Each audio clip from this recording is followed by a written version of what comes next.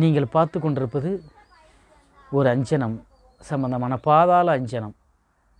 பாதாள அஞ்சனத்தை பற்றி நம்ம பார்க்க போகிறோம். இந்த அஞ்சனத்துடைய பொருள்களை இதனுடைய பொருள் குப்பமேனி வேறு, வெள்ளருக்கு வேறு, விஷ்ணு கருந்தி வேறு, வெள்ளைச்சாரண வேறு, வெள்ளைக்காக்கணா வேறு. இதனுடைய பெயர்கள்லாம் நல்லா கேட்டுக்குங்க. குப்பமேனி வேறு, வெள்ளருக்க வேறு, விஷ்ணு கந்தி வேறு, வெள்ளைச்சாரண வேறு, வெள்ளைக்காக்கணா வேறு. இத்தனை வகையான பொருள்கள், 5 வகையான பொருளையும் என்ன பண்ணும், முறைப்படி காப்பு கட்டணும். காப்பு கட்டி உலர்த்தி கருக்கி எடுத்து வச்சுக்கொண்டு, இதுக்கு சில வகையான ஒரு பொருளை சொல்கிறாங்க. கோட்டான் பிடித்து ரோமத்தை நீக்கி குடற்போக்கி கொய்த்து இளம் வரைக்கும்னு சொல்கிறாங்க.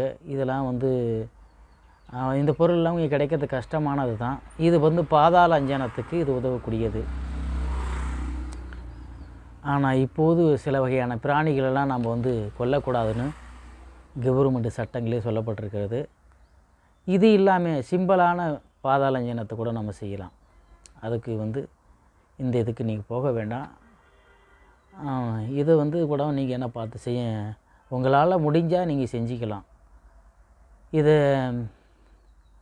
பச்சை கற்பூரம், அதான் புனுகு, கோரோசனம், பச்சை கற்பூரம், கற்பூரம், குங்குமப்பூ, கஸ்தூரி இவைகள் அனைத்து விராக நடை எடுத்து அளவு மைப்போல் அரைத்து இதுக்கு அஞ்சன தேவியுடைய மந்திரத்தை சொன்னீங்கன்னா, இந்த பாதாள பாதாளத்தில் இருக்கிறது என்னென்னா, நீங்கள் அனைத்து நீர் எவ்வளோ இருக்குது, அதனுடைய தண்ணியுடைய அளவுகள் என்ன, இது அனைத்து இதை வச்சு பார்க்கலாம். இதை வச்சு கூட புதையல் கூட நீங்கள் பார்க்குறதுக்கு நிறைய வாய்ப்புகள் இருக்குது.